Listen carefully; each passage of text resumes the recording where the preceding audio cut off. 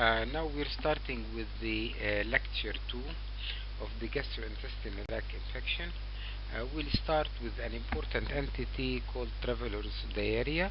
This is the most predictable travel-related illness. Attack rates range from 30 to 70%, depending on the season and the destination, which means if you go where you are going, where you are traveling.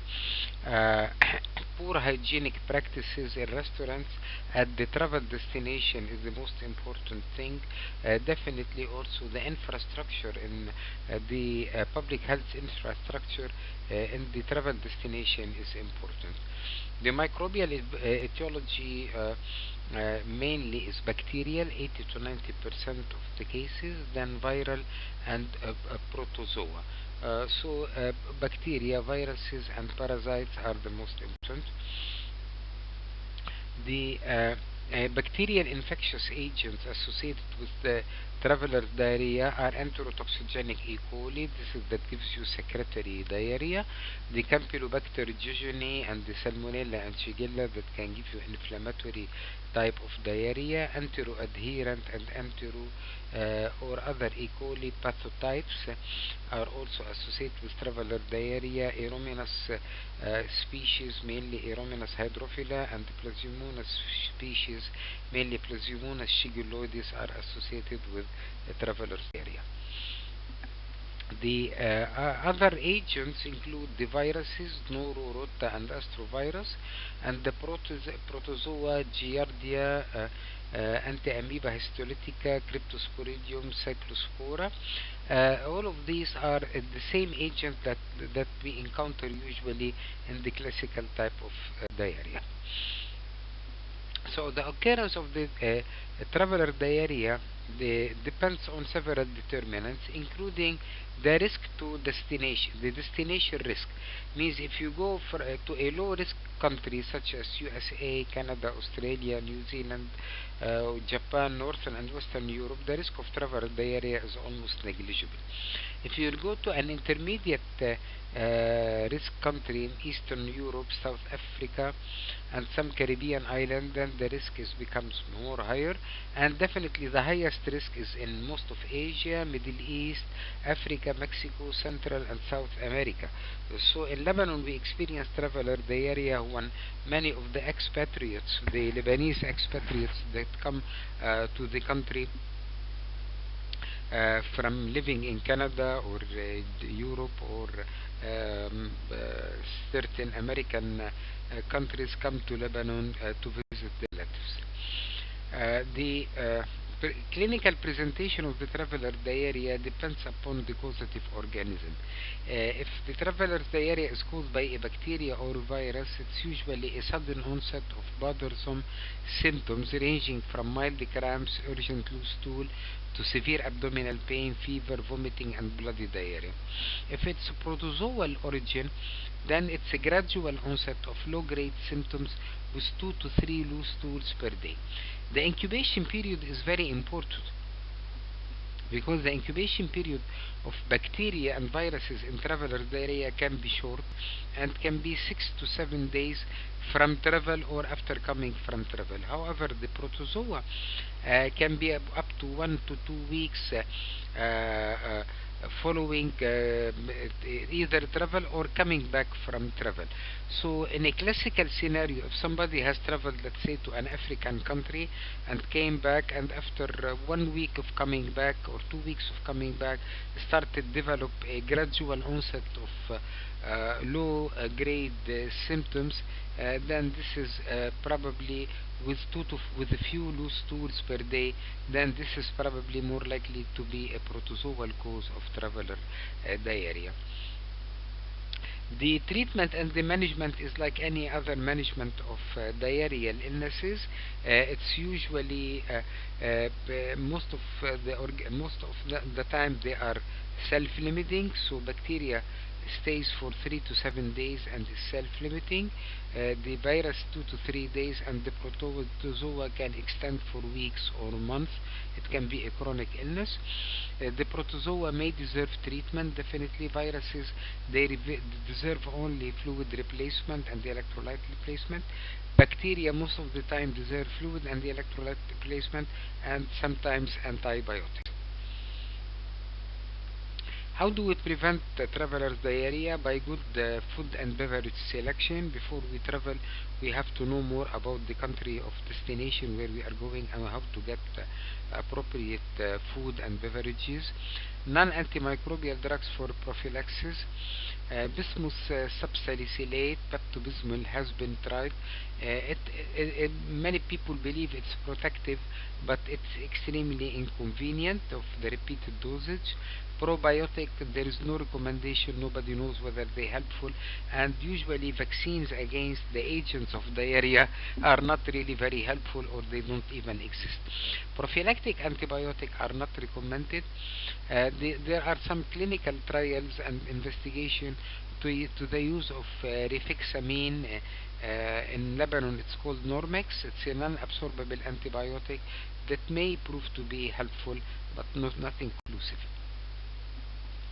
The treatment of traveler diarrhea with antibiotics, empiric therapy, fluoroquinolone. However, many now will prefer azithromycin. They say that if you have azithromycin, if you have traveler's diarrhea and you have fever and chills, abdominal cramp, maybe 1 gram of azithromycin single dose or a more classical course of azithromycin will be helpful. Rifaximin for twice daily for 3 days can also be helpful if you don't have fever or systemic symptoms. Fluoroquinolones are helpful, but we don't like to overuse them because of the risk of resistance. Anti-motility agent, loperamide, can be helpful, but they are not always advisable. Oral hydration solution remains to be a valuable tool, especially in travel if you don't, where you cannot have a very easy access to medical assets. If it's a Giardia lamblia, then flagyl, metronidazole, or tinidazole, or nitazoxanide are important. If it's Cryptosporidea, nitazoxanide is helpful. If it's a Cyclospora, then trimethoprim sulfamoxazole is helpful. If it's amoebiasis, where it's inflammatory, and usually metronidazole or tinidazole plus idoquinolone or parmomycin can be helpful. So I'm not for your exam. I do not usually expect you to memorize this. What about diarrhea in the immunocompromised individual? We know that there are so many conditions now of immunosuppression. HIV/AIDS is a classical condition.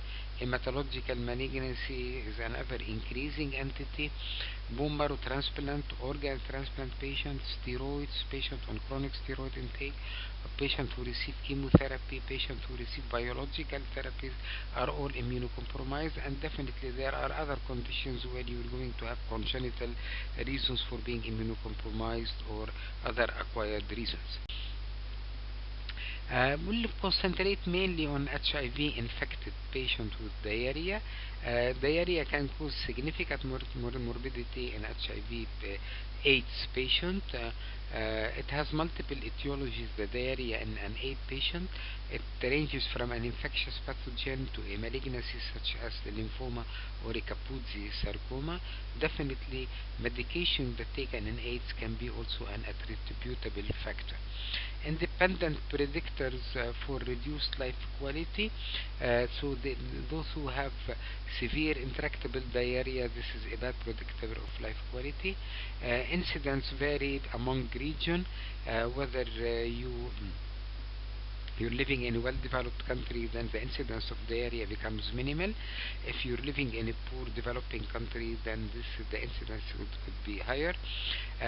Before or after antiretroviral therapy, we know with the antiretroviral therapy and the correction of immunosuppression, most of the causes of diarrhea will become less important, and of course whether you are a child or an adult. The bacterial agent causing diarrhea in HIV infected are the same like the non-bacterial, like the non-HIV patient. They are the classical organisms which we have discussed all about, except that probably sexually transmitted infections here, the STIs, become more important, especially in people who have men who have sex with men or anal sex, especially if it's unprotected. The viral causes are very similar, except that there are certain viruses that gain more significance here, especially as cytomegalovirus and herpes simplex viruses, because they can cause severe inflammatory diarrhea in severely immunocompromised individuals. They become an important cause of diarrhea. The herpes viridae, mainly cytomegalo, and the herpes simplex virus. The protozoa here, Cryptosporidia, Microsporidia, Cytospora, and Cyclospora are very important because they are usually more important, and this is where you will do an modified acid fast stain on stool to detect them. Clinical clues to so now before we move outside the diarrheal spectrum of gastrointestinal infection, we will give you some clinical clues to think about if you are going to encounter a patient with diarrhea, or if you are encounter a question about a patient with diarrhea. So if vomiting is the predominant finding, then this is either a viral gastroenteritis or a food poisoning. The incubation period is very helpful. If it's very short, 2-3 hours, 4 hours, then this is more like very likely to be food poisoning because it's preformed toxin. If it's more than half a day, 12 hours or more, 14 hours or more, then this is likely to be viral, 1 to 2 days. Or slightly less. Severe abdominal pain, plus or minus fever, plus or minus bloody or mucoid stool, then this is inflammatory or invasive diarrhea, or can be dysenteric like diarrhea. So here you would look for Shigella, Salmonella, Campylobacter, Yersinia, and others. Stool frequency and characteristics are important. In a secretory diarrhea, you are going to have watery stool, you're going to have a lot of electrolyte and large volume, but you're not going to have tenesmus, while in inflammatory diarrhea you're going to have mucus, you're going to have blood, and you're going to have repeated frequent stool with tenesmus. Warning signs of complicated incidence or bacteremia include systemic toxicity, very high temperature, passage of grassy blood stool, and of course the evidence of peritonitis. These are warning signs that this is a complicated diarrheal illness with bacteremia, which is not very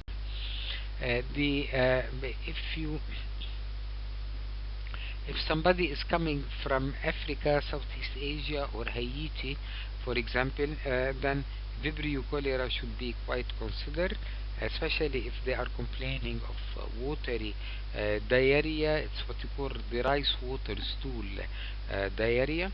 If somebody has eaten raw seafood, mainly oyster, or they are immunocompromised and live on the Gulf Coast region where you have warm sea water there, then Vibrio vulnificus could be an important cause of diarrhea.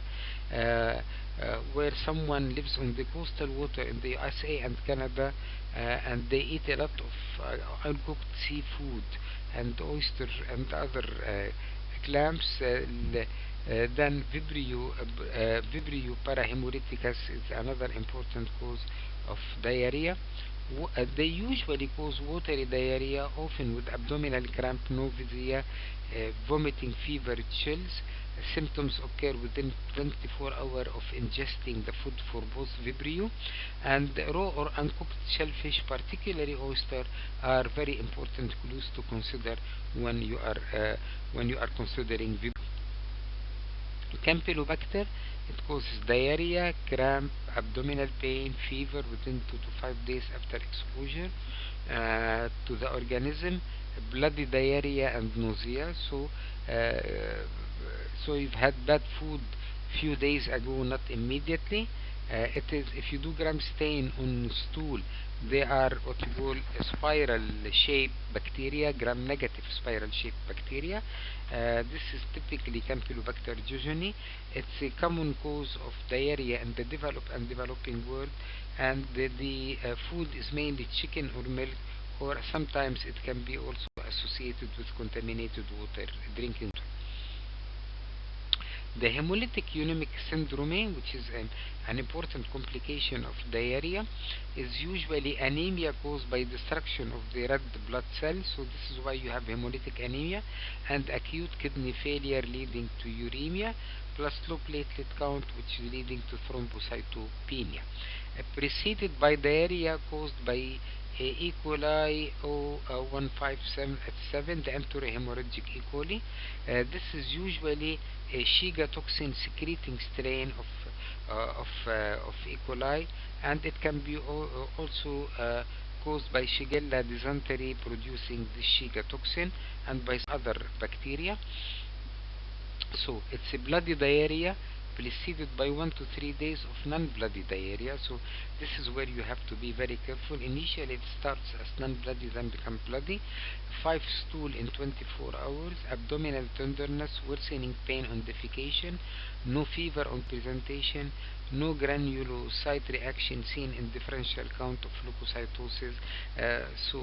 Doesn't really give you a lot of leukocytosis. And finally, let's jump into another topic, which is the non-diarrheal non-diarrheal illnesses, and I will probably restrict it to acute appendicitis, liver abscesses, and splenic abscesses. So acute appendix is the most common cause of acute abdominal pain. It's a lifetime risk of acute appendicitis is 7.8% for all individuals. Highest incidence is in the second decade of age, so you will find it in teenagers mainly. Etiology is mainly is the obstruction of the lumen, either because of fecalitis, which is a hard stool that act like a stone and obstruct the lumen, lymphoid hyperplasia, foreign body parasites, or neoplasm, including carcinoid, adenocarcinoma, lymphoma Kaposi, or metastatic tumors such as the breast and bone. What's the pathophysiology of acute appendicitis? It all starts with appendiceal obstruction, then it's follows by continuous mucus secretion because of the obstruction, leading to elevated intraluminal pressure and luminal distension, so it becomes a large, more distended appendix. Intraluminal pressure lead to increase in capillary perfusion pressure. The venous engorgement, which is the result of the capillary perfusion pressure, and atrial compression of the tissue, leading to ischemia. Luminal bacteria multiply and invade the appendiceal wall because of the ischemia, and the transluminal inflammation occurs, and the continued ischemia will lead to appendiceal infarction and later to perforation. So you can have inflammation, acute appendix, you can have infarction and perforation.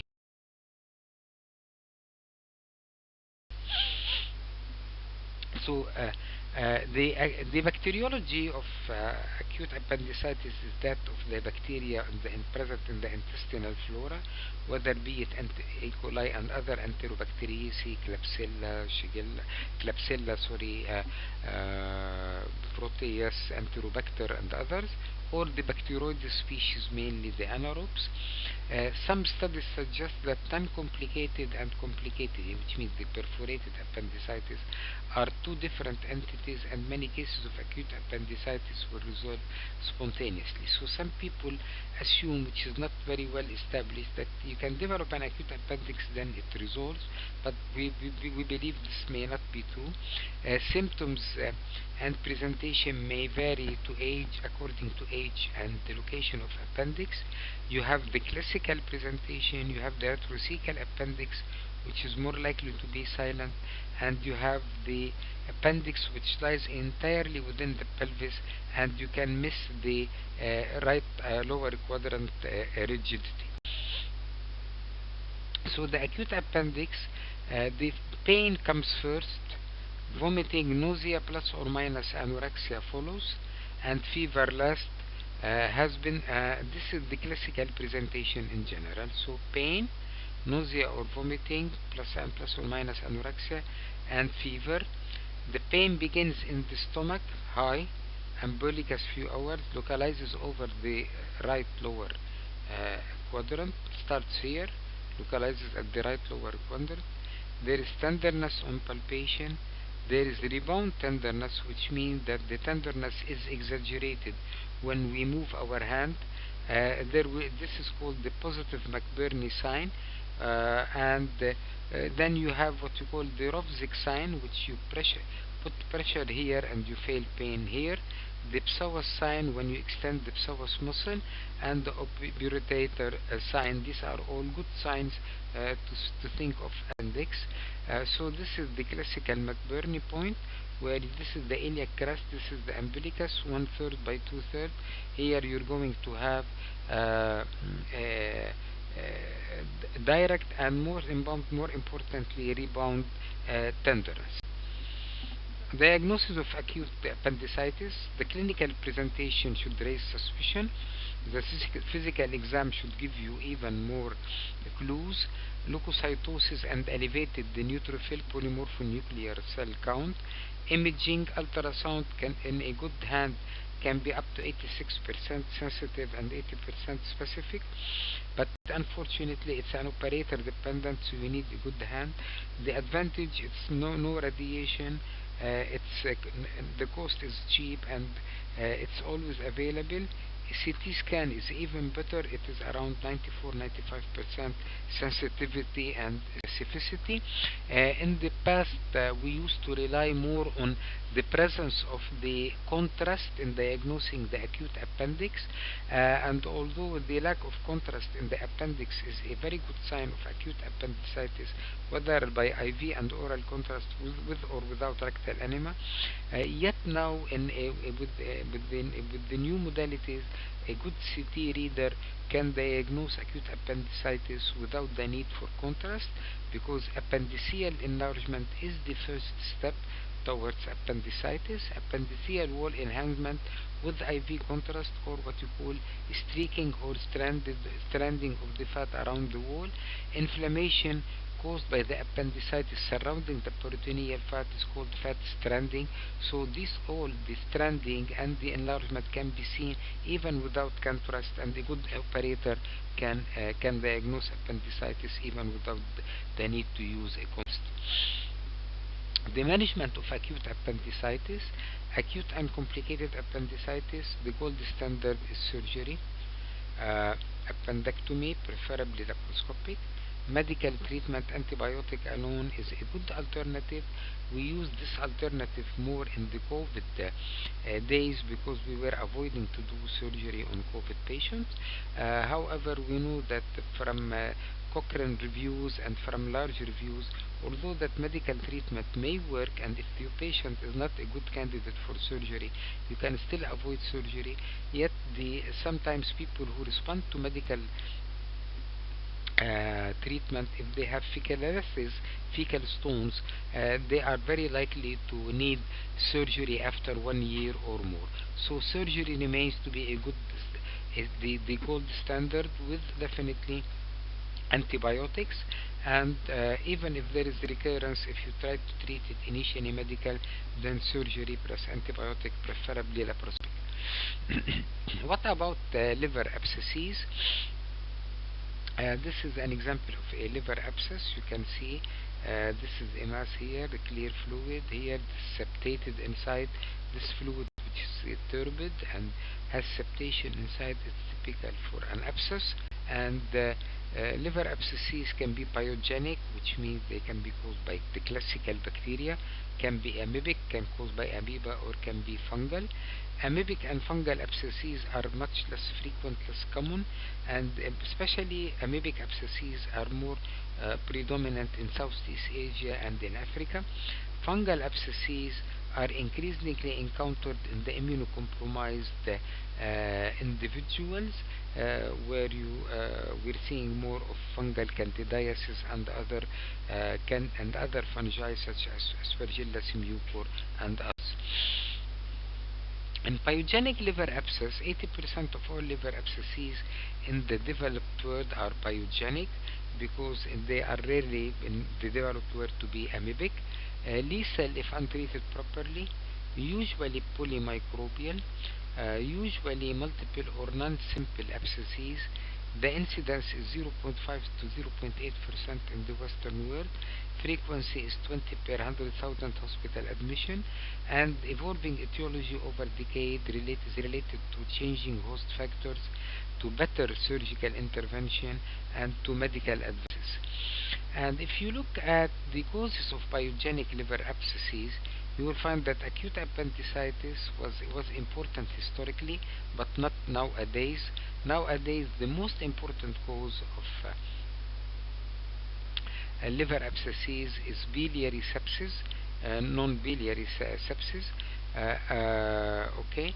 colon cancer, gastric banding and bariatric surgery, and hematogenous spread, mainly infective endocarditis and or any cause of bacteremia. And in our part of the world, it could be the infected hydatid cyst. So if you look at this data here, you will find that cryptogenic, which they did not really determine the cause. However, biliary is very common. Portal pyema, which is also related to the biliary and hematogenous spread. We know that colon cancer are important, and now recently acquiring more momentum because we are doing more surgeries is gastric banding and bariatric surgery. The symptomatology is mainly abdominal pain is very common, fever and chills are often present, nausea and vomiting, diarrhea may be present, anorexia may be present, and even because the liver can irritate the diaphragm and cause some infusion in the lung, there may be some respiratory symptoms. Of course, these are mainly from a cryptogenic liver abscesses, but they are not very different from the others.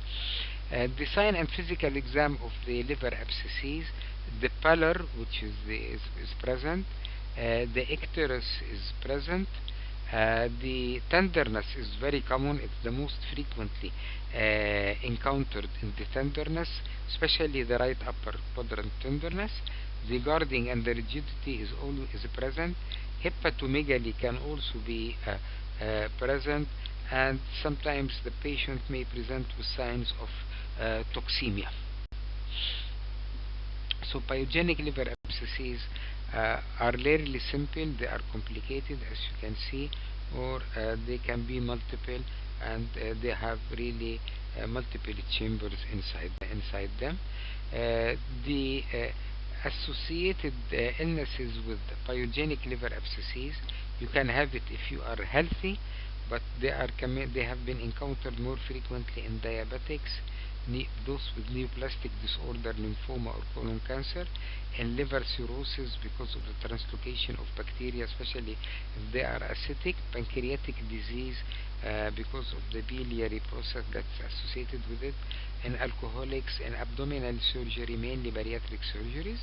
The location of the abscess is mainly in the right lobe, and to a lesser extent in the left lobe, but there is a large proportion in both lobes.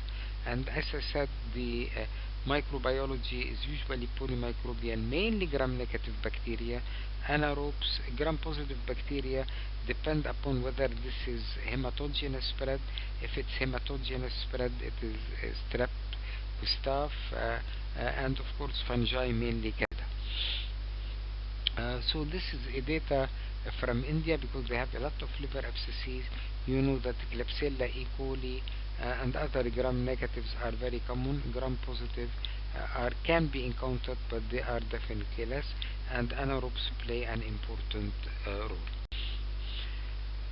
The management is mainly drainage, preferably percutaneous drainage under CT or ultrasound guidance. We rarely resort to surgical or laparoscopic drainage. Antimicrobial therapy IV, but then switch to oral if you have a long course of treatment, and the treatment is usually long for on several weeks or several months. And of course, if there is a predisposing factor, then you have to treat the predisposing factor. And if it's a bariatric surgery which is leaking, you need to correct the leak. If there is a tumor in the colon, you need to excise the tumor. If there is appendicitis, you remove the appendix and others. About amoebic liver abscesses, caused by anti-amoeba histolytica, a protozoa that is acquired via ingestion of food and or water contaminated by human feces. Anti-amoeba histolytica are usually asymptomatic, but they can cause an amoebic dysentery, and of course they are a cause of inflammatory diarrheal illness, as we mentioned in the previous lecture, and they can be also manifest extraintestinal, such as liver abscess. They are very common in India, Africa, Mexico, Central America, and South America. More common in adult males, but can occur in both genders, and they are also important in immunocompromised individuals. The onset is usually subacute. It's right upper quadrant abdominal pain plus fever. Less than 30% of people report diarrhea, and less than 10% report jaundice, while jaundice is much more prominent in the amoebic liver abscess, in the pyogenic liver abscess. Incubation period can be long, several weeks to months. Return from an endemic area, if you're living in a non-endemic country and you came back from that endemic country, you have to take into consideration the duration is somewhere 3 months or even 4 months before it appears. Physical exam is the right upper quadrant tenderness. There is no leukocytosis and no eosinophilia, and if there is some leukocytosis, then but there will always be no eosinophilia. Elevated alkali phosphatase out of proportion to any elevation in the aminotransferases. So maybe in liver abscesses you will find SGPT and ALT and AST, SGPT, SGOT more elevated. Here you will find alkali phosphatase too high, but the transaminases are usually lesser elevated or normal. Imaging: solitary lesion, round well-defined hypoechoic mass by CT scan or any other imaging modality. The serology 92 to 97% positive upon presentation if you have antibody to the amoeba, which are not present in Lebanon. 99% of patients with amoebic liver abscess will develop detectable antibody, although the test may be negative in the first few days, but after several weeks it's going to be positive. Aspiration often is not necessarily, although if you aspirate the content of the abscess, you will find acellular debris that form a brown thick fluid called anchovy paste, paste or chocolatey paste. So if you have what you call a chocolatey pus or anchovy-like anchoa paste, then this is likely to be amoeba, and the trophocyte is present in less than 20% in this fluid. Stool microscopy is negative. If positive, it's helpful, but if it's negative, it's negative. So the best test really is detection of antibody to anti-amoeba histolytica. The treatment consists of tissue and luminal agent. Agent directed against the tissue and the lumen. The tissue's agent of choice is metronidazole with a high cure rate. Luminal agent is mainly parmomycin or diiodohydroxyquinine. Drainage should only be considered when risk of rupture is high, so you're not responsible for the treatment option. What about the splenic abscess? Very quickly, the splenic abscesses occur in lesser than liver abscesses, and mortality if untreated is even very high. The risk factors for splenic abscesses are infective endocarditis, so you can expect that most of them are vis-a-vis hematogenous spread, alcoholism because of increased portal vein hypertension, trauma, IV drug use that will lead to bacteremia, diabetes, immunosuppression, sickle cell disease because of sequestration and infarction in the liver, vasculitis, umbilical catheterization in the newborn, and of course abdominal surgery, be it bariatric or tumor surgery or another cause of abdominal surgery. The mechanism of formation of splenic abscess is hematologic embolization to a previously normal spleen. It mainly happens in intravenous drug user or immunosuppressed individual because they have always a permanent central line or central access to give them chemotherapy. Hematogenous spread in the presence of previously altered splenic architect, patient with single splenic infarct from trauma, or multiple splenic infarct from sickle cell disease or vasculitis. Contiguous spread means this involvement directly spread from a pancreatic or subphrenic abscess or gastric or colonic perforation. So if a gastric or colonic perforation, so this is contiguous. So hematogenous on a normal liver, hematogenous on an abnormal liver, and of course, on an abnormal hematogenous on a normal spleen, hematogenous on an abnormal spleen, and contiguous spread. The etiology of the splenic abscesses, given the fact that it's mostly hematogenous, you have to rule out endocarditis. Endocarditis is common, typhoid and paratyphoid fever, malaria, UTI and bacteremia, pneumonias, osteomyelitis, otitis, mastoiditis, and pelvic infections. The microbiology of splenic abscesses, mainly gram-positive cocci, because it is here hematogenous is more important.